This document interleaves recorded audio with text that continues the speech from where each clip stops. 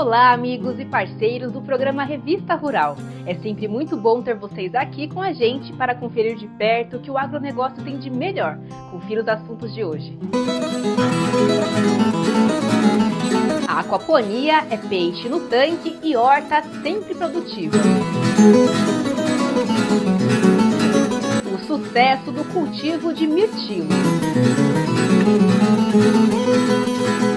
Carne de ovelha é boa, do salame ao pernil.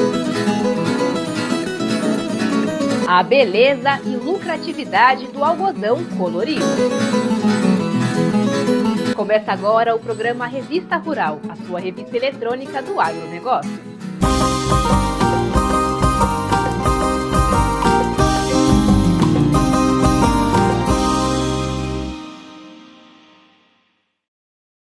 Hoje eu quero te pedir uma ajuda para divulgar o nosso canal. Além do joinha e do comentário, copie o link do vídeo e mande para os amigos, familiares e colegas de trabalho. Você não faz ideia do quanto isso ajuda a gente. Estamos perto de atingir os 130 mil inscritos e é você, parceiro de sempre, que vai nos ajudar a seguir cada vez mais adiante. E aí, podemos contar com você? Então, muito obrigado de coração! Integrando a piscicultura ao cultivo de hortaliças através do sistema de aquaponia, pequenos projetos de criação de tilápias podem ser bastante rentáveis.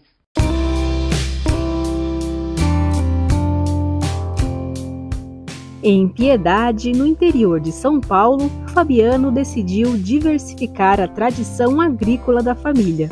E além das hortaliças, hoje ele desenvolve a piscicultura. Eu sou uma pessoa muito abençoada por Deus. Essa região, o Cinturão Verde, há 15 anos atrás, me abraçou de uma forma que me surpreendeu. Eu vim para um projeto de tomate, Sweet Grape, e acabei ficando. Então, esse ano já completou 15 anos que eu estou nessa região. Eu sou lá do interior do estado de São Paulo, onde o nosso cultivo mais comum lá é a laranja, né? E a cana-de-açúcar. E aí, na minha adolescência, eu pensava, falei assim, poxa, minha vida não pode ser só laranja e cana-de-açúcar.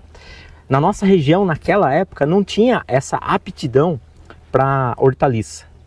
E aí eu falei, não, eu preciso aprender. E surgiu a oportunidade de trabalhar com um grupo. Na época, eu não vim nem para trabalhar a parte técnica, era para gerenciar os funcionários. E aí a gente foi aprimorando a questão de trabalho nas hortaliças, e o peixe já surgiu de lá. Meu primeiro cultivo de peixe em tanque escavado, eu tinha de 14 para 15 anos. Que a gente fez o tanque escavado, nós fizemos na época, na propriedade da minha família, nós fizemos um tanque de 2.000 metros de lâmina d'água e um menorzinho que servia para o nosso berçário, de 800 metros. E aí a gente foi evoluindo para o tanque rede. Naquela época tinha o Pesque Pague, estava muito na moda, e aí a gente desenvolvia peixes, criava peixes para o Pesque Pague, tilápias e outras variedades também. Então meus primeiros clientes na época da piscicultura foi a cidade de Paulínia, onde a gente fazia a entrega desses animais. E no caso da tilápia, qual o investimento inicial que o produtor precisa ter? O sistema RAS, o sistema de recirculação de água, dá para o produtor começar de uma forma bem pequena, com baixo investimento. Então ele entender as técnicas de como funciona, então ele consegue começar aí de um sistema bem pequenininho, com um tanque de 500 litros, um decantador de 200, um filtro biológico de 200. Então demanda de um baixo investimento e de uma área bem pequena, ele consegue trabalhar, ter a atividade financeira dele e ter aquilo como hobby, fazer aquilo crescer e se tornar a principal fonte de renda dele. É para a gente ter uma noção assim de valores mais ou menos iniciais e também o tempo que ele vai ter um retorno? Um sistema RAS hoje, bem feitinho, ele vai investir mais ou menos R$2.000 e ele vai ter uma produção em média de 15 a 22 quilos de peixe por ciclo. Isso já com o valor dos alevinos? Isso já com o valor dos alevinos. Se ele integrar a piscicultura juntamente com a hortaliça, o retorno dele é muito mais rápido, porque o ciclo do peixe é um pouco mais longo. As hortaliças eu tenho culturas de 15, 20, de 20 a 25 dias eu já estou colhendo. Então, em média, quando eu integro a piscicultura com a aquaponia, com as hortaliças em si, que aí essa junção se chama aquaponia, né? Ele tem esse retorno em mais ou menos 4 meses. Claro que depende do mercado que ele está atuando. Na nossa região, quando eu tenho uma produção maior de hortaliças, eu tenho uma oferta maior no mercado, né? Quando eu vou para o norte do estado de São Paulo, as hortaliças lá custam 5 vezes maiores, o preço delas é 5 vezes maior do que aqui. Então esse retorno é mais rápido. Na aquaponia, a energia elétrica é essencial e sua falta pode comprometer todo o equilíbrio biológico do sistema. Quando eu tenho a aquaponia, as plantas necessitam mais ainda essa energia. Um dia que nem hoje, se a gente tiver aí 30 minutos sem energia elétrica, a gente vai perder as plantas. Então é importante estudar uma forma alternativa de ter essa energia. Pode ser através de energia solar, pode ser através de gerador. Tem N formas hoje que isso possibilita o produtor ter essa produção com qualidade. Quais são os sistemas mais indicados, considerando que a pessoa vai fazer para o consumo próprio ou para a produção comercial? O sistema RAS é um sistema mais econômico para o pequeno produtor, para início. O sistema de tanque escavado, ele demanda de um investimento um pouco maior e uma manutenção também mais intensa em relação à limpeza de todo esse sistema. São 2 sistemas que funcionam muito bem, têm as suas particularidades, sua rentabilidade, mas para o pequeno produtor, o sistema de recirculação de água junto com as plantas é o que vai trazer o melhor resultado e mais rápido. E sou um pouquinho ousado em dizer que a piscicultura, juntamente com a produção de plantas, vai ser o futuro da nossa alimentação. De forma sustentável, a água é tratada e reaproveitada no próprio sistema, evitando desperdício e garantindo a nutrição das plantas. Para começar, precisa dos alevinos, né? Exato. O piscicultor ou o aquaponista, ele inicia da compra de bons animais, de bons alevinos. Esses alevinos, no caso das tilápias, são animais que são sexados. Então, na sua maioria, 90 e poucos %, são animais macho, onde ele tem uma conversão alimentar. Ele vai consumir menos ração para entregar mais carne. A localização das caixas d'água, tudo isso é pensado? Sim, sim. A nossa cidade, a cidade de Piedade, é uma cidade que ela tem uma característica de um clima mais ameno. Se a gente pensar em tilápia, que demanda de uma temperatura de água de 22 a 28 graus, que seria o ideal para o cultivo dela, a gente tem dificuldade de produção no inverno, pela baixa temperatura, baixo metabolismo dela, e aí a gente não consegue alimentá-la e, consequentemente, o ciclo dela fica um pouquinho maior. Dentro do sistema, a gente tem um termômetro, igual de aquário, normal. Pode ser qualquer termômetro de cozinha, qualquer termômetro, só para a gente aferir a temperatura da água. Lembrando que nem sempre a temperatura ambiente é a temperatura da água. Ela é um pouco mais lenta para ela incorporar a temperatura ambiente. Dependendo do clima, para que o peixe atinja o peso médio de 600 gramas, como pede o mercado, o ciclo pode variar de 4 a 8 meses. E quantos peixes por caixa? O peixe, no sistema de recirculação de água, a gente foca sempre volume de água versus o peixe. Então, só para ter uma ideia, numa caixa d'água de 500 litros, é possível ter de 15 a 22 quilos de peixe vivo lá dentro. De 15 a 22 num tanque de 500 litros de água. Só que não tem como ser uma caixa d'água só, né? Tem que ser mais de uma? Isso. O sistema é separado entre o viveiro do peixe em si, o decantador e o filtro biológico. O decantador é onde a gente vai ter o armazenamento das partículas sólidas. E o filtro biológico é onde eu tenho a transformação, nesse primeiro momento, da amônia em nitrito e em nitrato, que vai servir de alimento para as plantas futuramente. Posso pegar e encher a caixa d'água com água da torneira, com cloro e tudo? Não, não pode. O cloro, ele é prejudicial para a biologia da água e ele é prejudicial para o peixe. Então, se você pegar seu peixinho e colocar lá num tanque com água clorada, você fatalmente vai perder seu peixe aí. Então você tem que armazenar essa água no mínimo aí 12 horas, que aí você vai, as propriedades do cloro, né, ele vai volatizar, vai evaporar ali do sistema e você vai poder usar a água na cidade também. Geralmente o produtor urbano, né, ele não tem uma outra fonte de água, então é possível fazer também. Predador é uma preocupação aqui? Sim, na piscicultura o predador pode representar o fracasso do projeto, sim. Então é importante que os tanques estejam alguma proteção. Pode ser tela de passarinho, pode ser a própria tampa da caixa d'água também. Um dos benefícios desse sistema é uma alimentação mais diversificada? Exato. Um dos maiores custos na piscicultura ou na aquaponia é a ração do peixe. Isso representa, às vezes, até 60% de todo o custo. Uma alternativa que a gente tem é o uso das microalgas. São plantas aquáticas que ela tem uma quantidade de proteína muito interessante, que pode chegar até 42% de proteína bruta. E ela, usado junto com a ração, você consegue reduzir em até 30% o valor do custo da alimentação desses animais. E em contrapartida, ela ajuda a melhorar a qualidade da água. Eu falo muito para o piscicultor, principalmente o pequeno. Quando ele quer ter folga para alimentar o peixe no final de semana, ele oferece uma quantidade maior de microalga e deixa no sistema. O peixe vai consumir ela mediante a necessidade dele. Além da textura da carne que agrada ao mercado alimentício, a coloração avermelhada da tilápia Sanpiter também desperta o interesse do setor pet.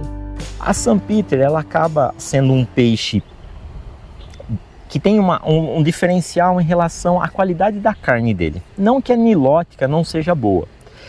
Ele tem uma carne um pouquinho mais rígida. Quando eu tenho uma tilápia que ela é destinada para filetagem, para o filé em si, então é um peixe que tem uma cabeça um pouco menor. Isso representa um percentual de perda do produtor rural. Então uma cabeça um pouco menor e um dorso largo, aonde vai entregar um filé de melhor espessura para o consumidor final, tendo uma carne de melhor qualidade que vai agregar o valor no final do ciclo. O tanque escavado é o modelo que mais se aproxima do habitat natural das tilápias. Por isso, elas conseguem fazer a reprodução. E o momento de alimentação é também uma oportunidade do criador observar o comportamento dos peixes. Eu sempre falo para os produtores, com o tempo, ele consegue ter uma noção da qualidade da água, dos padrões da água, pelo movimento dos peixes. Os peixes sempre têm que estar explorando o ambiente. Quando eles estão somente num canto, quando eles estão na flor da água, isso é uma série de características que traz uma leitura para a gente e a gente, claro, tem que confirmar isso com os equipamentos, né? Falando em alimentação, como é feito? Aqui é o mesmo modelo do outro? Exatamente, é o mesmo modelo. A gente tem uma amostragem, pega uma quantidade de animais, pesa ele, multiplica pela quantidade de animais, a gente chama de arraçoamento, essa técnica, para eu limitar a quantidade de ração, para eu calcular essa quantidade de ração. Depende o tamanho de cada animal, tem um percentual de ração que a gente oferece, que pode variar de 3 até 10 vezes ao dia o alimento dos animais. Nesta propriedade parceira, o tanque tem 1,10 m de profundidade e o nível de água é mantido com a ajuda de um riacho. E com relação à qualidade da água, como que é feito o cuidado aqui? É importante a gente sempre analisar a questão do pH, oxigênio dissolvido, amônia, nitrito, nitrato. Tudo isso existem equipamentos eletrônicos, existem equipamentos, reagentes químicos também que é possível fazer esse controle. Mas são de fundamental importância para que eu tenha resultado com a criação, com a piscicultura. E para poder controlar a temperatura é mais difícil nesse sistema? Muito mais difícil, principalmente na nossa região. Porque eu tenho um reservatório de água onde a influência solar ela é grande, mas não o suficiente para aquecer a água.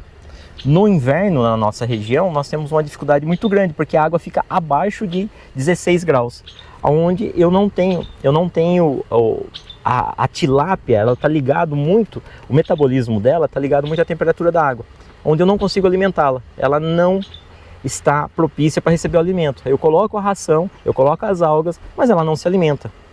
Dá pra gente ter uma noção assim do tempo que a pessoa vai gastar diariamente para poder fazer o manejo necessário? Olha, quando eu tenho um sistema bem dimensionado, onde eu tenho controle de nível de água automático, aerador automático, eu falo que a pessoa vai gastar 15 minutos por dia para fazer esse controle. Eu tenho como ter tratadores automáticos. É possível hoje. Isso é uma tecnologia que cabe no bolso do produtor. Não é nada fora da realidade do produtor rural. Pensando na saúde desses peixes, quais são as principais doenças que podem aparecer? Olha, o peixe em si, o maior problema dos peixes são fungos e bactérias. Aí tem diversas doenças. Mas quando você tem um controle legal de qualidade de água e seu animal está sendo bem nutrido, minimiza demais essas doenças que podem ocorrer no sistema. Esses fungos, ele cria uma certa coloração no dorso do animal, que a gente consegue visualizar isso aí muito fácil. E em que parte que entra a utilização de sal? O sal dentro da piscicultura é uma técnica, um manejo muito interessante. Porque o sal, se a gente puxar lá no nosso ancestral, ele era usado nos animais para fazer a cura de ferimentos. O sal ele é um bactericida e um fungicida. O sal também ele baixa o metabolismo do peixe. O peixe ele respira de uma forma mais lenta. Então é muito utilizado em transporte de peixe. Problemas que eu tenho de qualidade de água, quando eu tenho o peixe com um metabolismo mais lento, eu consigo melhorar a questão de oxigenação, amônia muito elevada. Então na piscicultura é uma técnica utilizada, é uma técnica muito interessante na piscicultura. Lembrando que esse sal ele não pode conter iodo. O iodo é prejudicial para os peixes.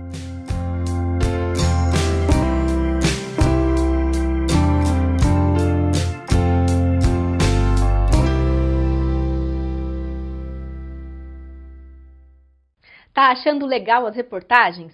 Tem algum assunto que queria ver aqui? Então comenta aqui embaixo que a gente corre atrás. E fazendo isso, você ajuda o YouTube a divulgar nosso canal para mais gente. Vamos lá? Não custa nada. Estamos contando com você. E queremos agradecer as mensagens de carinho dos nossos espectadores.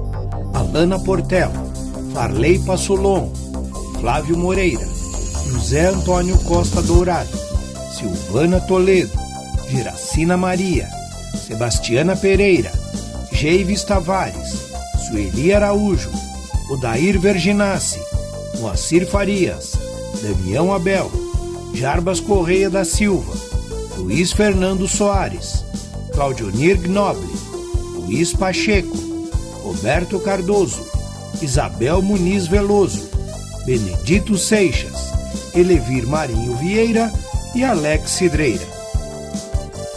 E não deixem de mandar suas mensagens, é muito importante para a gente. O mirtilo vem ganhando um espaço cada vez maior nas prateleiras dos mercados. Quem tem apostado nessa opção de plantio não tem o que reclamar.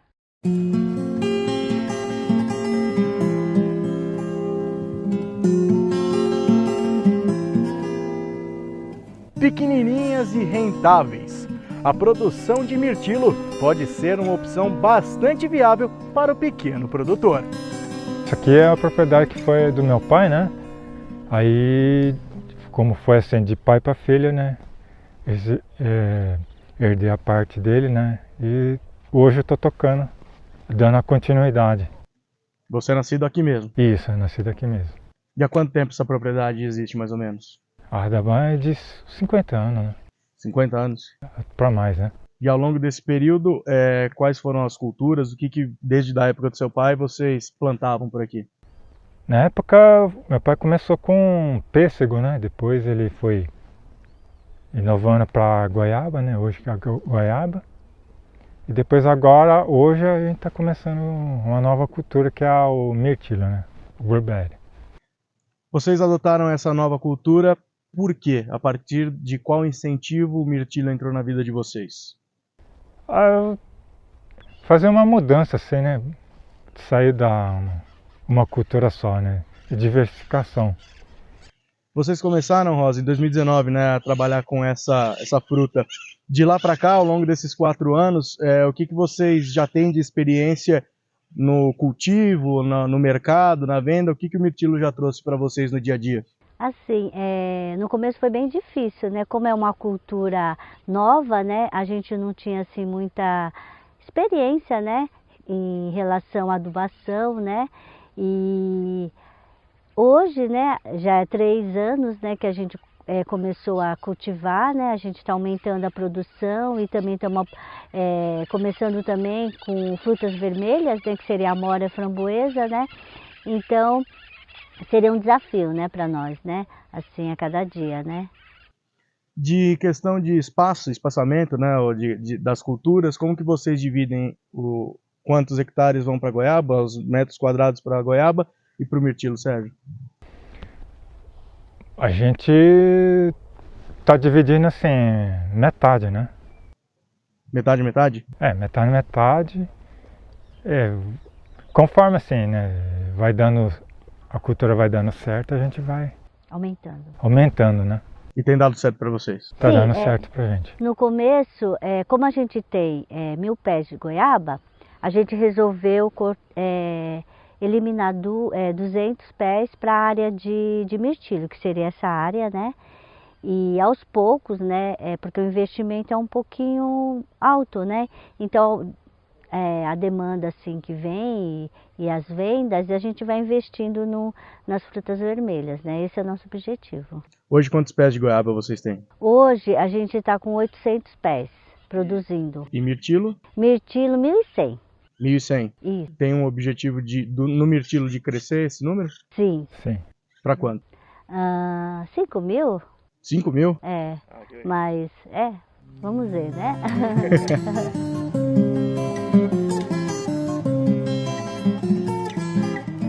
Para poder produzir o mirtilo da melhor forma, com espaçamento, gotejamento, quantidade de nutrientes correto, o casal Sérgio e Rosa conta com a ajuda de técnicos especializados no assunto.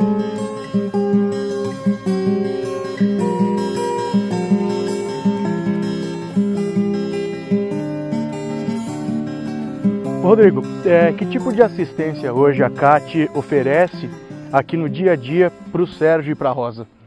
Hoje a CAT já tem o conhecimento necessário, né, todos os agrônomos, para prestar toda a parte de assistência técnica que os produtores necessitam para o cultivo, aqui no caso do mirtilo, né, mas das outras frutas vermelhas também que a gente trabalha no projeto, que é a framboesa e a amora.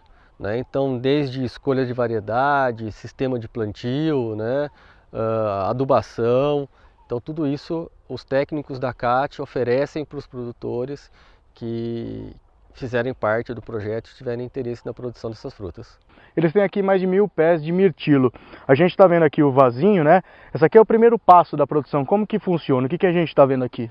Isso, né? Aqui são mudas que foram plantadas há pouco tempo, né, que eles adquiriram numa parte de expansão já da produção deles, que são o sistema que a gente está recomendando, que é o plantio em vaso, né, eles usaram aqui o saco de ráfia com substrato e trabalhando com o gotejamento e a fertirrigação na parte de nutrição da planta, né.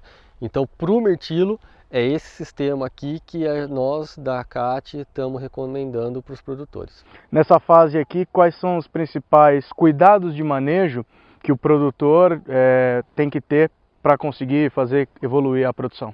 Nessa parte inicial, né, a gente fala que a muda ainda está em desenvolvimento e em formação da planta, né? Então até o segundo, dependendo dos casos, até no terceiro ano, a gente recomenda, se surgir alguma floração, a gente derrubar essa floração para não deixar exigir demais da planta, né?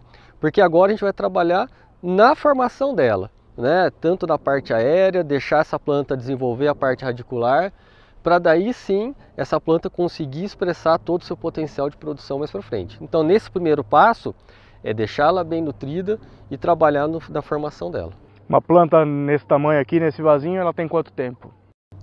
Aqui ela, de plantio aqui, ela está com mais ou menos uns 6 meses, né? Mas desde da estaca até no tamanho que ela está aqui, vai girar em torno aí de 1 ano e meio, 2 anos. Essas condições de céu aberto, sol pleno, ajudam no desenvolvimento da planta? Sim, para essas variedades que a gente trabalha dentro do projeto de frutas vermelhas para o estado de São Paulo, né, que são as variedades adaptadas para clima quente,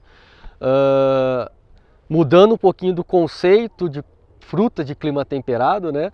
Então, para essas variedades de clima quente, sol pleno, né, sem nada de cobertura, a gente brinca aqui, né, que fritar essas plantas aqui para elas expressarem todo o potencial.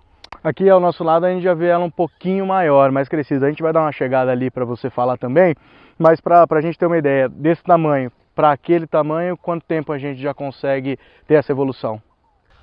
Daqui até aquele lá vai pelo menos aí mais 1 ano e meio, né? A planta bem nutrida, ela tem um crescimento razoável, né? Não é um processo tão demorado.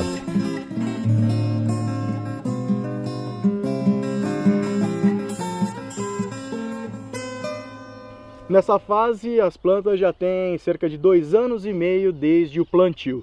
Rodrigo, aqui elas já estão prontas para colheita e venda, certo? Exatamente, né?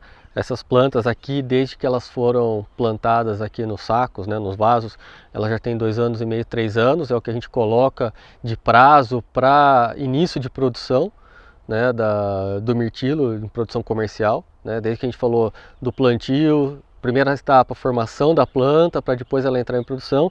Todo aquele trabalho foi feito com essas plantas, elas já estão todas formadas e aqui elas já estão em plena produção, né? A gente pode ver, então, inclusive com algumas frutas aqui já no ponto de colheita. Essas na tua mão, se o produtor que já quiser pôr à disposição do mercado, estão ok. Exatamente, essas aqui já estão em ponto de colheita. É daqui para a cumbuquinha de venda e direto para a mesa do consumidor. Quais são as características dessa pronta aqui que o produtor, ao olhar, ele sabe que beleza, já está no ponto para eu colher? No caso dessa planta aqui, a gente está falando de uma variedade Emerald, né, que é a variedade que tem maior calibre, né, em tamanho de fruta. Na hora que ele vai ver se a fruta, né, tá no ponto de colheita, é uma fruta nesse tom arroxeado, né, com essa capa, essa cobertura que a gente chama de pruína, né, que é esse pozinho, né, que a gente pode falar assim, que algumas frutas têm. Isso aqui é uma característica que a fruta tem até para preservar ela, né? Então aí tudo isso a gente vai ver. Pode ver que apesar de ela estar madura ainda é uma fruta firme, né? Então o mirtilo ele tem uma vida de prateleira aí mais longa comparado às outras 2 frutas vermelhas que a gente trabalha no projeto, que é a amora e a framboesa. Rodrigo, você estava ali comentando a questão da poda, né? Ela é importante para facilitar a colheita. Se não houver poda, essa árvore ela cresce bastante. O mirtilo é uma planta arbustiva, né? Mas se a gente não podar, ela vai crescer, né? E daí vai dificultar muito a colheita, que é uma colheita manual. Então a gente trabalha com poda, né, nas plantas para manter ela numa altura mais baixa e facilitar a colheita, né, que pode ser feita durante o ano todo. Essas aqui já são plantas mais velhas. Essa altura já é mais ou menos a ideal para essa questão de colheita? Essa aqui já são plantas mais velhas, né, comparada àquela que a gente já viu. Essa aqui é a altura ideal, né, onde uma pessoa em pé consegue fazer a colheita, né, consegue facilmente chegar nos frutos aqui e fazer a colheita deles. Questão do período, Rodrigo, a colheita é o ano inteiro, tem um período correto, uma estação do ano facilita, como que funciona? Com o manejo, né, nutricional da planta e o manejo de poda, a gente consegue induzir essa planta numa condição de clima quente como a nossa, fazer a produção o ano todo, né? A gente pode ver aqui nessa planta, então a gente tem numa mesma planta, né, praticamente no mesmo ramo, que é esse daqui, então a gente tem a planta com botão floral, né, saindo aqui, né? Eu tenho uma planta já, um outro ramo com um fruto, né, na verdade, em formação, né, esse daqui e esses aqui, né, e vamos ter já o fruto em ponto de colheita, né? Isso daqui vai o ano todo, né, e isso traz um benefício para os produtores nossos comparado com as variedades de clima frio que vão produzir aí de outubro até dezembro mais ou menos, né? E daí a safra para. Nós aqui conseguimos produzir o ano todo.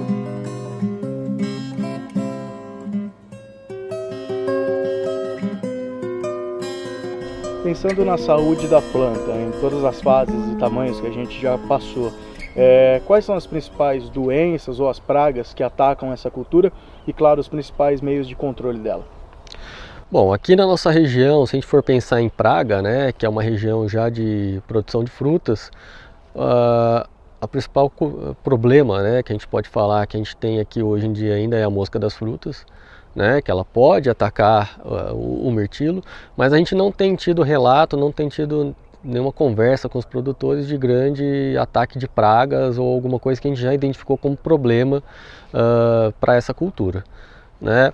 Em termos de doença, alguma doença foliar, fúngica, né, alguma coisa que pode aparecer, mas o que a gente está percebendo é que o mirtilo é uma planta bem rústica, né, e está indo muito bem. Se houver esse ataque que você comentou, qual que é o principal meio de controle? Aí a gente vai ter que avaliar, né, vamos ter que ver quais são os produtos registrados para a cultura, para a gente poder tá trabalhando, né, ou alguma forma de controle ecológica, né, também a gente pode tentar trabalhar. Com os produtores que vocês da CAT atendem nessa região do interior de São Paulo, os produtores de mirtilo são, em sua maioria, produtores familiares de pequeno porte? Sim, né, para o projeto a gente está trabalhando com pequenas áreas, né, inicialmente, como a gente fala com os produtores, a gente não quer área grande, para eles aprenderem com essas culturas novas, né? Então a recomendação nossa é, como o Sérgio e a Rosa, começar numa área pequena e depois ir expandindo, né? Conforme vai tendo segurança e vai aprendendo o manejo da cultura. E de uma forma de diversificação para os produtores aqui da nossa região, né? A gente não chega numa propriedade e fala para o produtor, ó, arranca tudo que você tem hoje aí e vamos plantar fruta vermelha, né? Não, é mais uma diversificação para a propriedade e daí sim ele vai sentindo, né? E aqui eles dão um exemplo legal, né? Porque eles ainda mantêm 800 pés de goiaba e aí já tem o mirtilo estabelecido, como a gente está vendo, e eles vão ampliar essa produção de frutas vermelhas, né?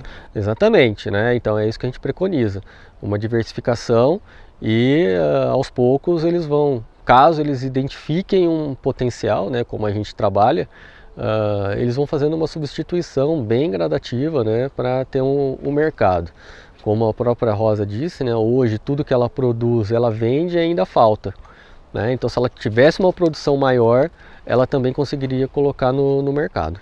Tendo espaço, disponibilidade e vontade, é possível implantar esse trabalho dentro da propriedade de quem está assistindo esse nosso bate-papo, né? Com certeza. Você pode procurar a Casa de Agricultura do município, falar que viu, né, que tem interesse nessas culturas, que a gente conversa, a gente faz um projeto, né, de implantação dessas culturas para o produtor.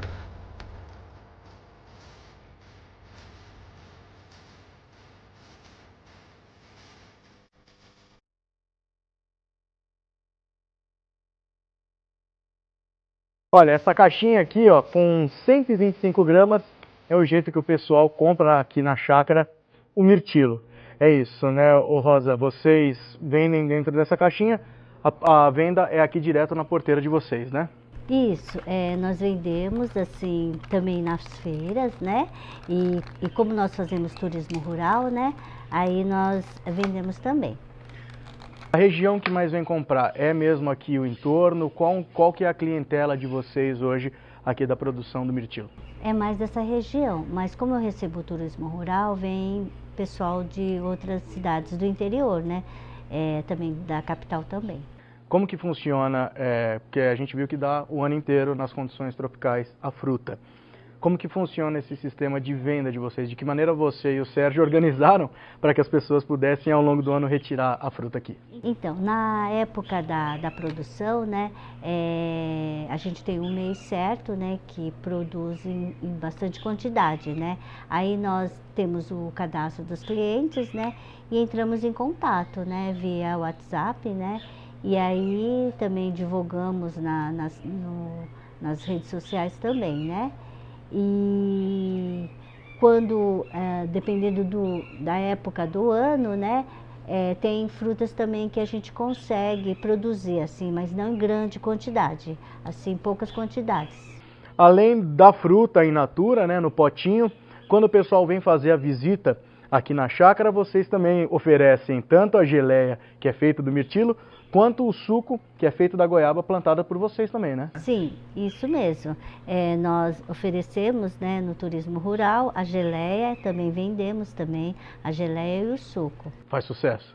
Sim. O pessoal gosta, né? O pessoal está gostando, principalmente do suco de goiaba, que nós temos a goiaba bem já madura e aí nós fazemos o suco, né, da goiaba. Então chegou a hora, Rosa, da gente fazer vontade em quem está assistindo a gente, porque você montou essa mesa maravilhosa pra gente, a gente não pode deixar passar, né? Tanto eu quanto ela já estamos com um pedaço do bolo e aqui na nossa frente tem a geleia além do suquinho. Vou pedir para você primeiro, por favor, pode se servir, passar aí pra gente fechar o nosso bate-papo e a nossa visita comendo um pouquinho dessa geleia que você nos Então, essa geleia, ela também fica muito bom com iogurte, né? Com sorvete, né? E esse aqui é um bolo de fubá, tá? E fica muito bom a geleia com o bolo. O que você achou? Não pode falar de boca cheia, mas ó pessoal, é uma delícia, muito gostoso, parabéns, Rosa. Muito obrigada.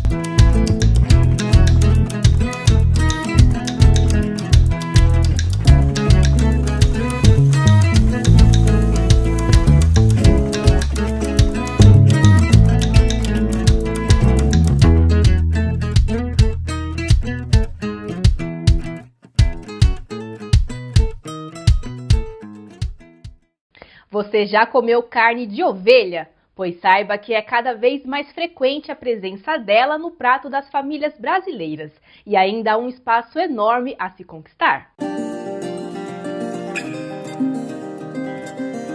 O Brasil conta hoje com um rebanho de mais de 20 milhões de cabeças de ovinos.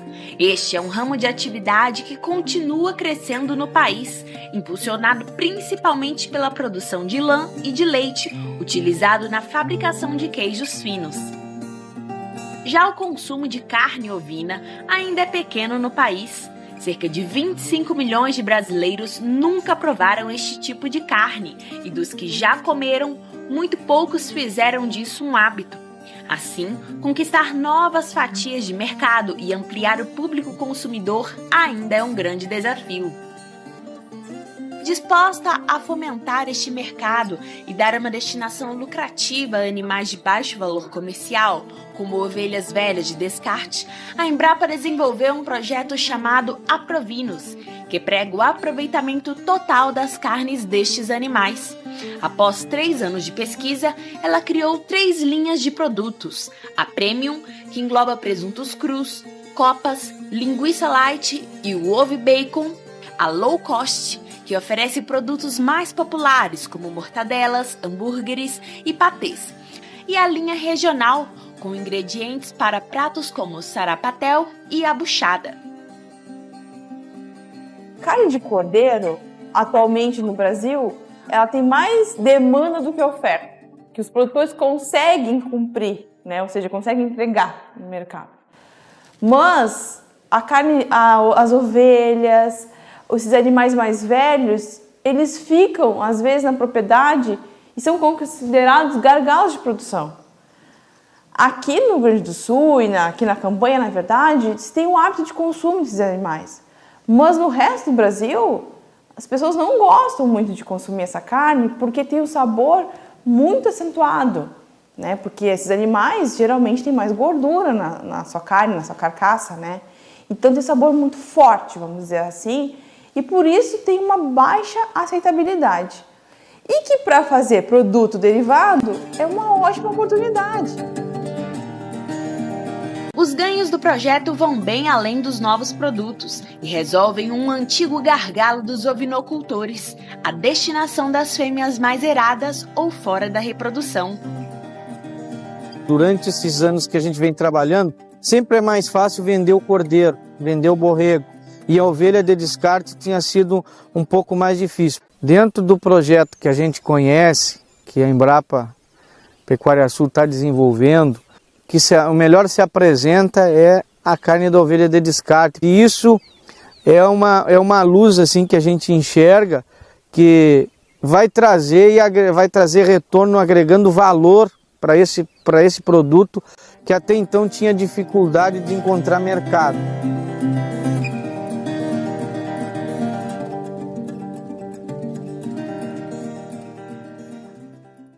E aí, já deu o seu like hoje? Não vai se esquecer, hein? E aproveita também para fazer um comentário. Vou adorar ler o que você tem a dizer pra gente.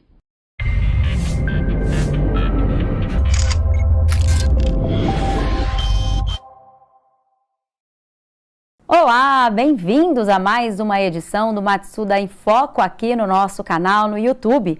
Hoje vamos falar de um assunto muito importante. Vamos falar do futuro da pastagem, que começa na tecnologia da semente. E para falar sobre este tema, aqui ao meu lado, um convidado muito especial, o Alberto Takashi Tsuhako. Ele que é engenheiro agrônomo, está aqui na Matsuda há mais de 30 anos e é também o responsável técnico pelo segmento de sementes de pastagens. Taka, seja muito bem-vindo, um ótimo dia para você.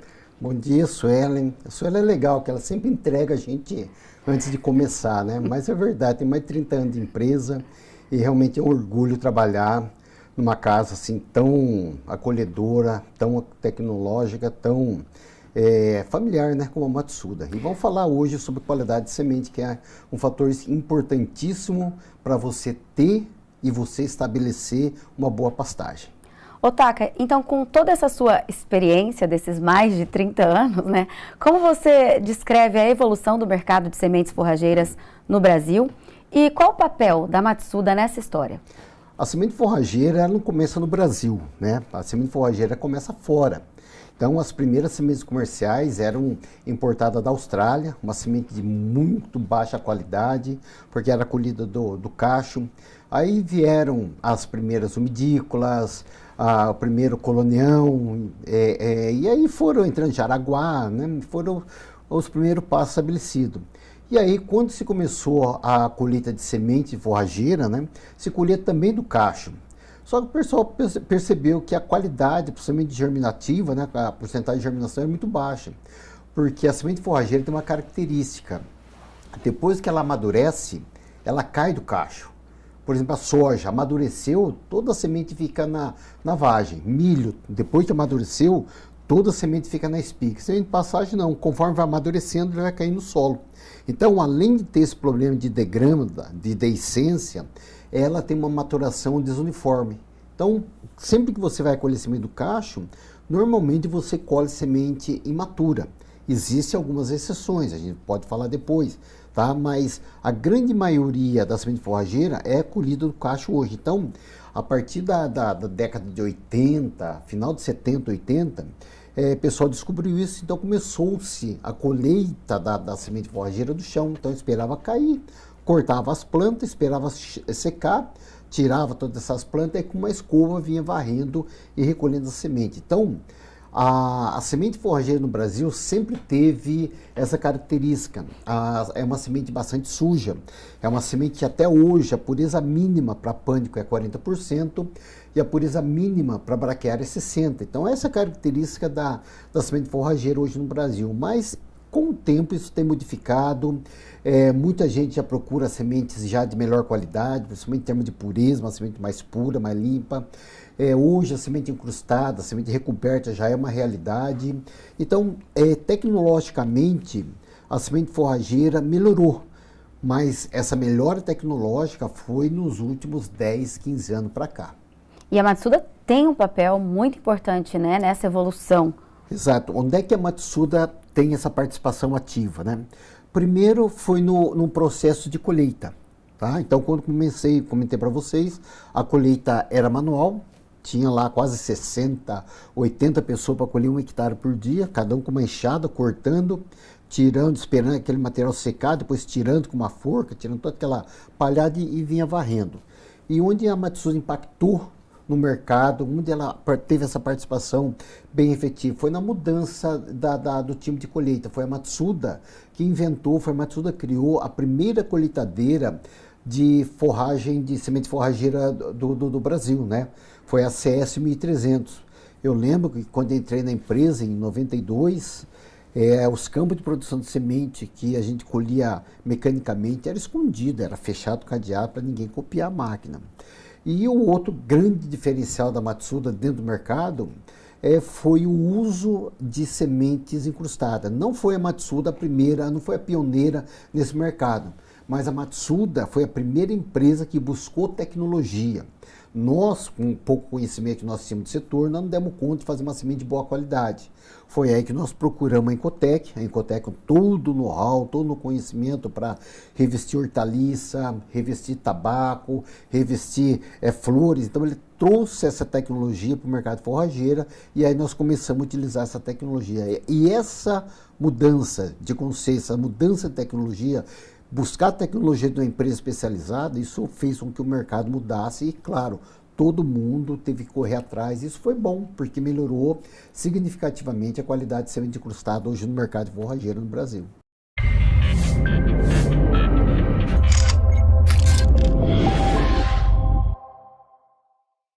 Para assistir essa entrevista completa de forma gratuita, é só acessar a Ruralflix e fazer seu cadastro lá. E aproveite também para dar uma passeada por todo o conteúdo disponível. Vale a pena! Você já viu o RR News dessa semana? Pois olha, ele tá cheio de notícias importantes sobre o agronegócio. O RR News é o novo jornal da revista Rural, que traz tudo o que rolou durante a semana e o que é melhor, com a qualidade que você já conhece. É só acessar o nosso canal no YouTube e assistir. Vale a pena! O algodão colorido tem se transformado numa boa alternativa para uma produção mais sustentável, ganhando também novos nichos de mercado. Os pequenos produtores da Paraíba têm uma nova oportunidade de negócio em suas propriedades: o algodão colorido. A espécie já existe há muitos anos, mas por causa das características de suas fibras, acabou sendo descartada pela indústria. Com o passar do tempo, a cultura evoluiu e hoje é vista como uma grande aliada da sustentabilidade. Hoje se fala muito nessa questão da sustentabilidade da cadeia produtiva, né? Então o algodão colorido, ele tem esse diferencial, por ele já ter sua coloração própria, natural, você elimina questão de contaminação ambiental, né, na fase de tinturaria, né, de coloração do tecido, e também até a questão de economia de água, porque também você tem a questão quando vai fazer a tintura, né, do algodão, você tem que fazer vários processos de lavagem. Então, por ele já ter a cor natural, você elimina essas fases aí que tem um custo de água excessivo. E além disso, ele tem um benefício que ele é muito utilizado para a produção de roupas de bebês, né, e para pessoas que são alérgicas. Por ele não ter a questão da tintura artificial, né, química, ele tem essa pegada aí para a questão de pessoas alérgicas. Através de estudos realizados pela Embrapa Algodão, a realidade deste plantio vem sendo transformada.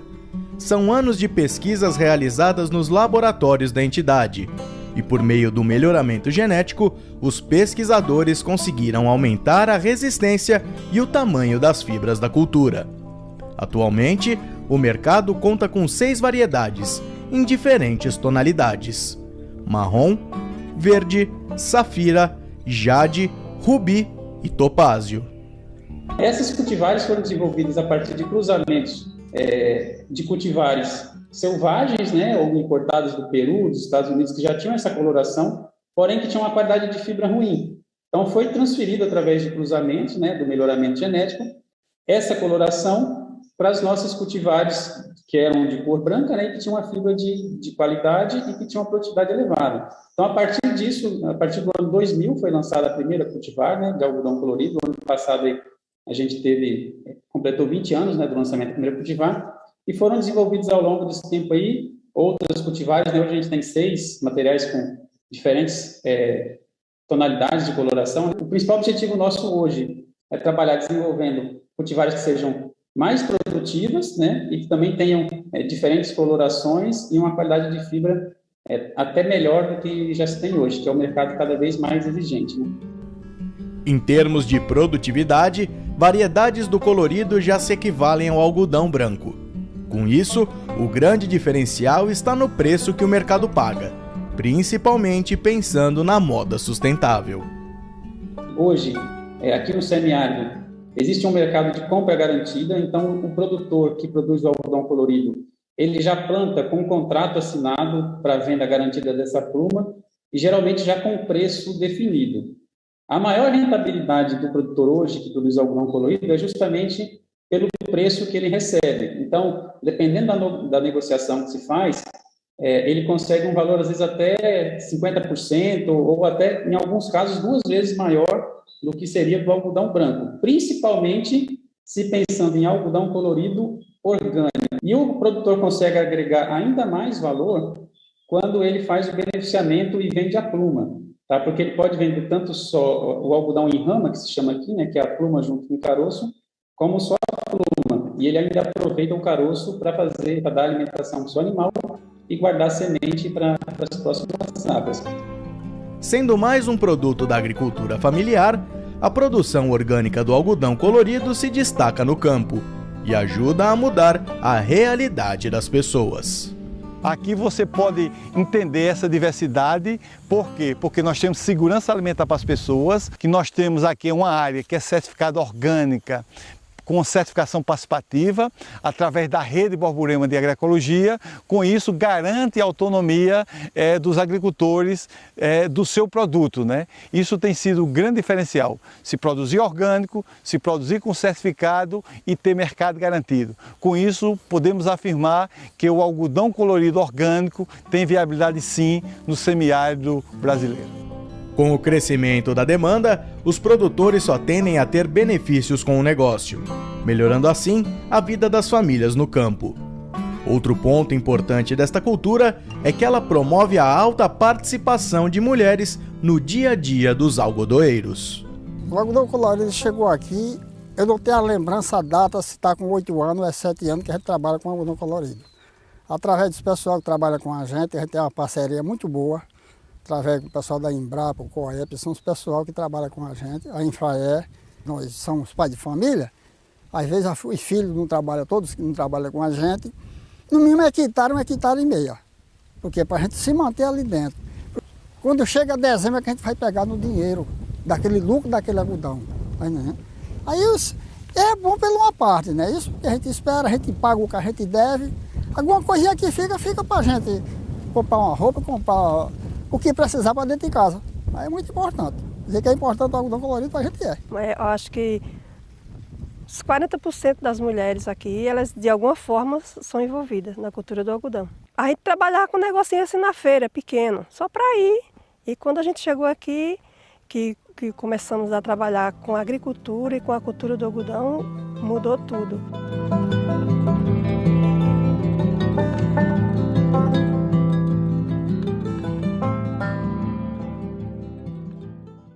Uma punk que é um ótimo enxaguante bucal. Esse é o malvarisco, presente no jardim de muitas residências por aí.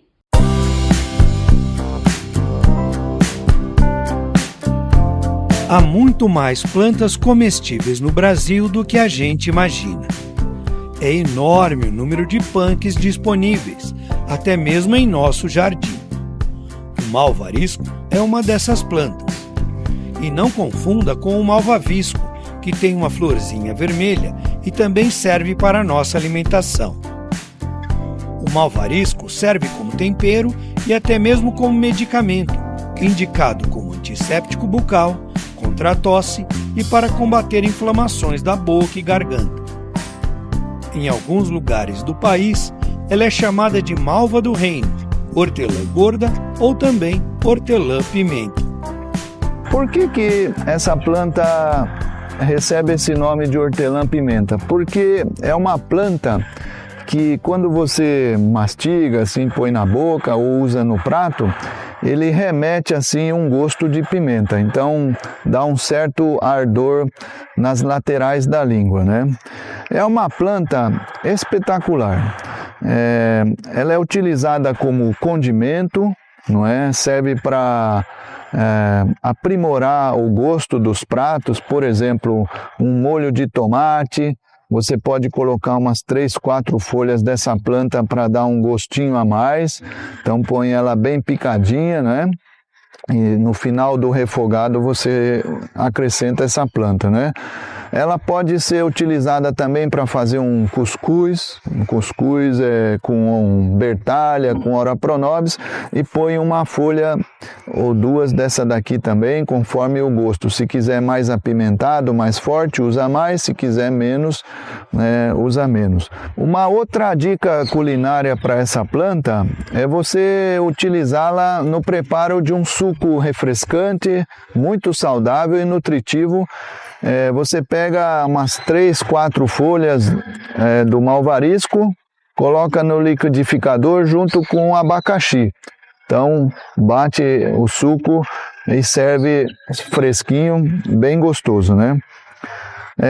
Além de ser uma planta nutritiva, né, utilizada na culinária, e um condimento muito bom, ela também tem características medicinais, né, de acordo com a tradição popular.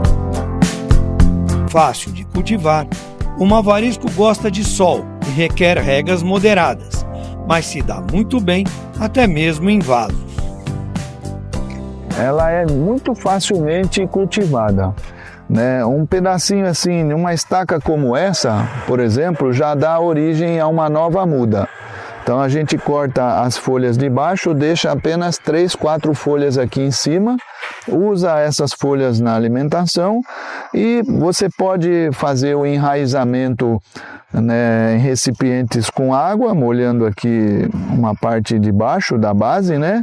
Ou então vocês podem já colocar diretamente sobre as embalagens com terra, com composto orgânico, que ela enraiza muito facilmente. Agora eu vou mostrar para vocês aqui uma moita, né? Como é que ela pode ser cultivada num pequeno roçado, num jardim, tá vendo? Num horto como aqui, ó. Olha como ela se comporta, ó. Então ela vai soltando, né, as estacas para cima, não é? E se a gente vai cortando as estacas para fazer novas mudas, ela vai preenchendo tudo novamente. Então aqui tem um belo exemplar de um canteiro sendo cultivado com malvarisco, não é? Ou hortelã-pimenta. Então é uma planta que tem um aroma assim bastante acentuado, né? Muito forte, e ela é parente botânico dessa outra planta aqui mais conhecida, que no caso não é alimentícia, é uma planta medicinal apenas, que é o boldo, né? Então elas são muito parecidas mesmo, né? Uma das diferenças entre o malvarisco alimentício e medicinal e o boldo, que é apenas medicinal, é que se você olhar de perto as plantas, as duas espécies, né, o serrilhamento assim, né, na borda da folha é mais acentuado no malvarisco, nessa planta aqui, do que no boldo. Quando você dobra a folha do malvarisco, ele quebra, ó, tá vendo? Ele faz esse barulhinho e quebra. E no caso do boldo, ele é maleável, ó. Ele não quebra, né? E também, naturalmente, ao você esfregar com as mãos, assim, com a mão, a planta, a folha, você vai notar que, né, são aromas diferentes mesmo, né? Tá certo? E ainda por cima, o boldo, ele faz essa touceira assim, é quase já é um arbusto na verdade, né? Então o malvarisco ele não chega a formar um caule assim lenhoso, né? Ele fica sempre assim rasteiro ao chão, ao canteiro, ele vai caindo, né? E ele não forma assim essa touceira, esse arbusto mais resistente.